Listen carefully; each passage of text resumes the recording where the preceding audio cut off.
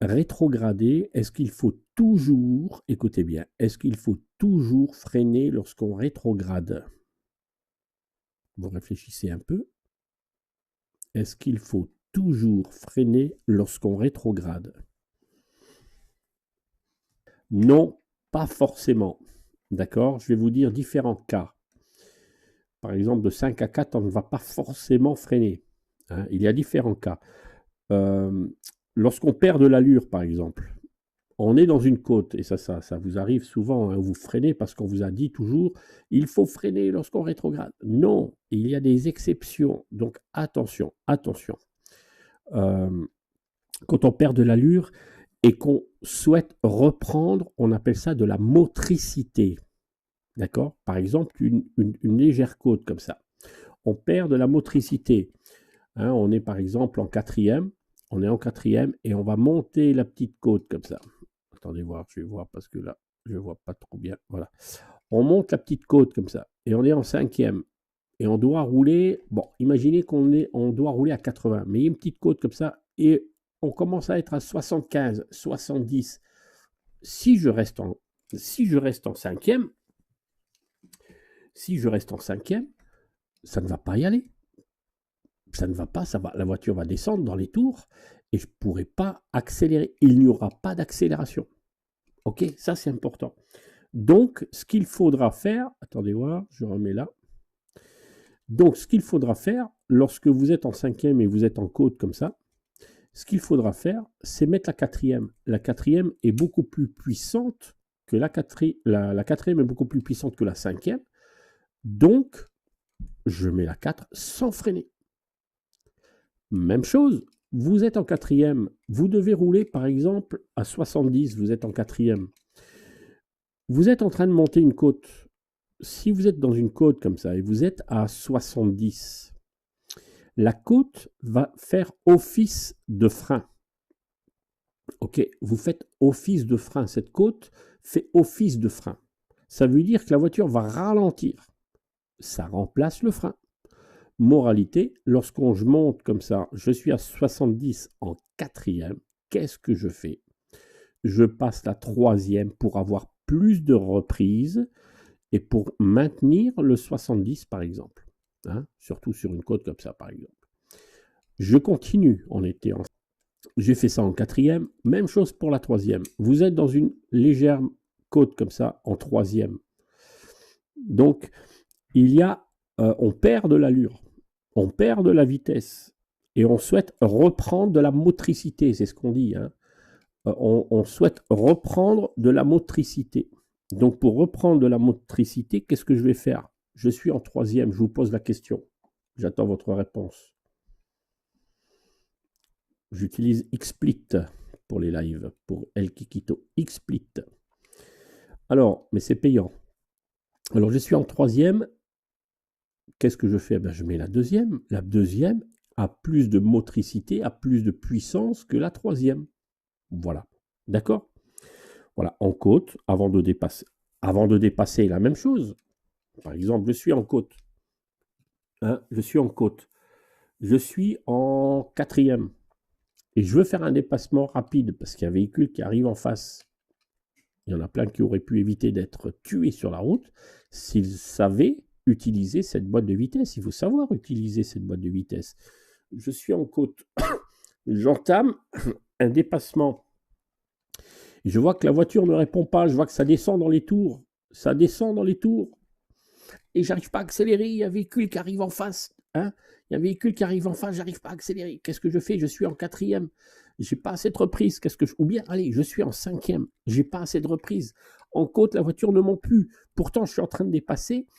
La voiture ne monte plus, elle n'arrive plus à monter, et il y a un gros poids lourd qui arrive en face. Qu'est-ce que je fais? Alors, ou bien je freine et je me mets derrière la voiture, je ne continue plus à dépasser, ou bien je passe de cinquième, écoutez bien, pour les experts, ou bien je passe de cinquième en troisième. Et alors là, la voiture, elle va partir comme une flèche, ou de 5 à 4, ou de 5 à 3. Et la voiture, elle va repartir comme une flèche. D'accord? Voilà. Donc, lors d'un dépassement, la voiture en côte, elle risque d'être en sous-régime. d'accord, ou à bas régime. Hein. Sous régime, c'est pas bon. Bas régime, ça va encore, c'est limite. Mais bas régime, ça va. Mais sous régime, c'est pas bon pour le moteur. Ok. Donc dès qu'on est en sous régime, on met une vitesse inférieure, c'est beaucoup plus puissant. Ok.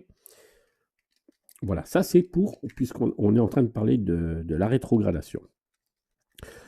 Maintenant, qu'est-ce que le sous-régime? Bon, également, attendez voir, avant de parler de sous-régime, je vous ai dit, puisque la question à l'origine, c'était est-ce qu'il faut toujours freiner lorsqu'on rétrograde? Je vous ai dit non. Et je vous ai dit pour quelle raison? En côte, on ne va pas freiner parce que la côte fait office de frein. Là, vous avez compris. Mais par exemple, il m'arrive également, je fais une entrée d'autoroute. Vous avez tous peur des entrées d'autoroute. Ok. Je fais une entrée d'autoroute et je vois un poids lourd sur le côté. Et je veux dépasser, je veux passer devant le poids lourd. Je suis en quatrième. Et c'est limite. C'est limite, j'ai mis ma quatrième un peu trop tôt et donc je n'ai pas d'allure. Je n'ai pas suffisamment d'allure. Mais je veux accélérer rapidement. Écoutez bien, je veux accélérer rapidement pour me placer devant le camion, le poids lourd. Qu'est-ce qu'on va faire? Ben, je suis en quatrième. Je mets la troisième pour avoir plusieurs reprises. OK? Alors, dans mon secteur, j'emmène souvent les élèves dans une côte. C'est limité à 30. Et au départ, c'est une petite côte. On est en troisième. Mais après, la côte, elle devient quand même raide. Et les élèves, au départ, je leur dis rien. Et on arrive sur une côte comme ça, et je leur dis rien. Ils sont en troisième, et ils me disent « Ah, mais c'est bizarre, elle avance plus, la voiture, elle avance plus. » Paf, elle cale. La voiture cale en troisième. Mais comment ça se fait, je cale en troisième? Et c'est là où il faut expliquer, il fallait mettre la deuxième. Quand tu vois que le contour descend en dessous de 1700 tours, en dessous de 1700, en dessous de 1700 tours, il faut absolument mettre la vitesse inférieure lorsqu'on est en côte. On vous a toujours dit qu'il faut rétrograder quand on est à peu près à 1000-1200 tours, mais en côte, ce n'est pas à 1000-1200 tours qu'il faut rétrograder. En côte, c'est environ à 1700 tours, 1500 tours, dernière limite. Hein. À 1700 tours, vous rétrogradez. Donc, je répète, je suis comme ça, en troisième, à 40, à 30, en troisième à 30. Mais ensuite, la côte est comme ça. Je ne peux plus rester en troisième parce que là, je perds de l'allure. Donc, il faut absolument mettre la deuxième. Ensuite, je refais cette côte avec les élèves et ils ont compris. Et ils ont compris. Et là, il faut rétrograder rapidement en deuxième et on relance la voiture. On a plus de puissance en deuxième qu'en troisième. On a plus de puissance en troisième qu'en quatrième.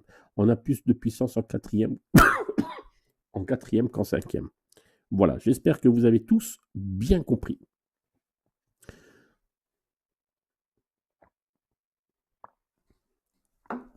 Voilà, maintenant, qu'est-ce que le sous-régime? C'est un régime moteur donc qui est trop bas pour l'allure. Ça, c'est un sous-régime, trop bas pour l'allure. Donc la voiture peine et fait du bruit sourd, il faut rétrograder. Ça, c'est le sous-régime. C'est quoi le sur-régime? C'est quoi le sur-régime? Dites-moi, c'est quoi le sur-régime? Je vous laisse un peu réfléchir. Hein. C'est lorsque le régime du moteur est trop élevé. C'est trop élevé pour l'allure. Et on entend un bruit énorme. On entend un bruit énorme. Voilà, ça c'était le thème d'aujourd'hui, c'était donc rétrograder sans freiner. Et maintenant, attention, la reprise en première. J'aimerais également vous parler un peu, parce que ce sont des questions qu'on me pose régulièrement. La reprise en première, ou la première glissée, ou la première roulante. Ça dépend des termes que les moniteurs vont vous enseigner.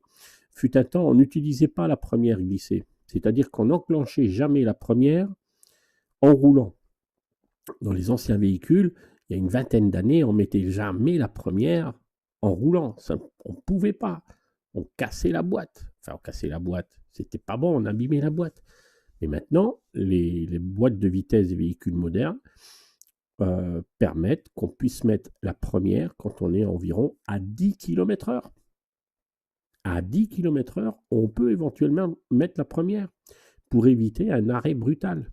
Hein. Pour éviter, vous freinez très fort, vous arrivez à un giratoire, vous freinez très fort, plutôt que de s'arrêter pour mettre la première, fut un temps, il fallait faire ça. Hein. On freine, on s'arrête, on met la première. C'est pour ça que si vous dites à vos parents, je mets la première tout en roulant tout doucement, ils vont dire, mais non, ne mets jamais ça. Parce qu'ils avaient des voitures, c'était impossible. Hein.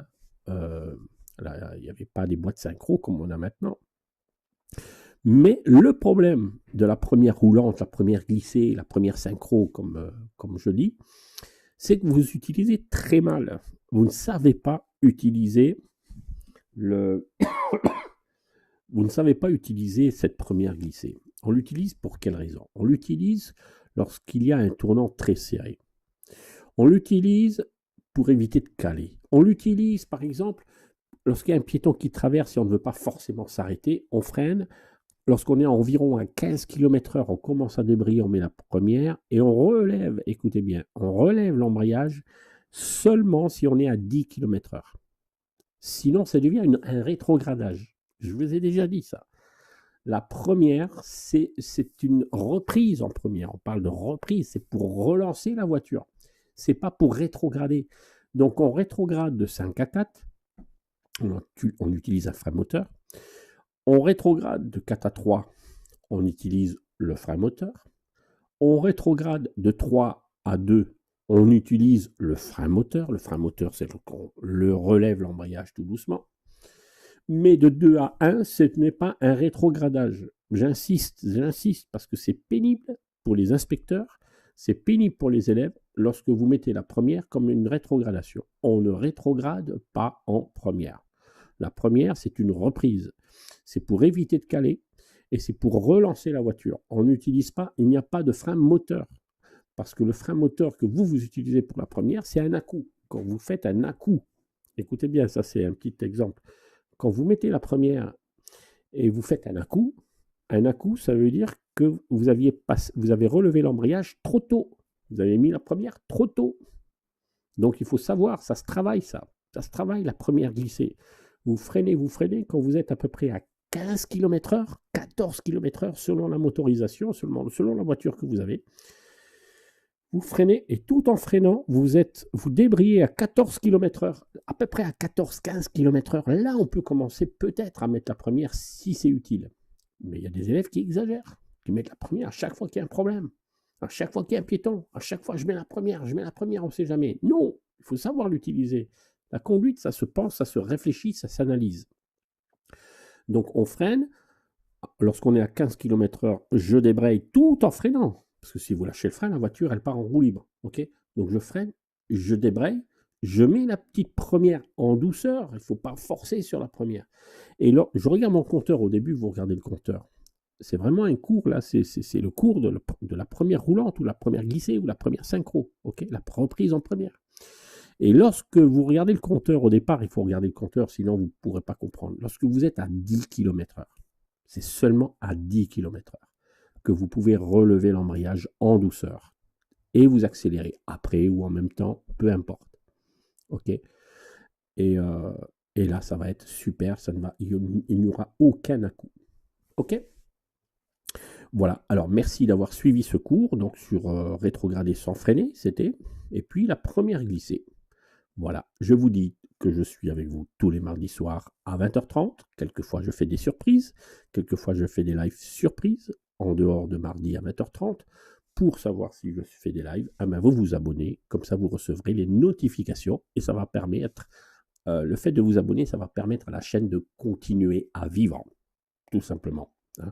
Mettez des commentaires, likez si vous aimez, et puis la chaîne va continuer et j'aimerais continuer à vous aider. Voilà. Donc, à mardi prochain, 20h30, les enfants.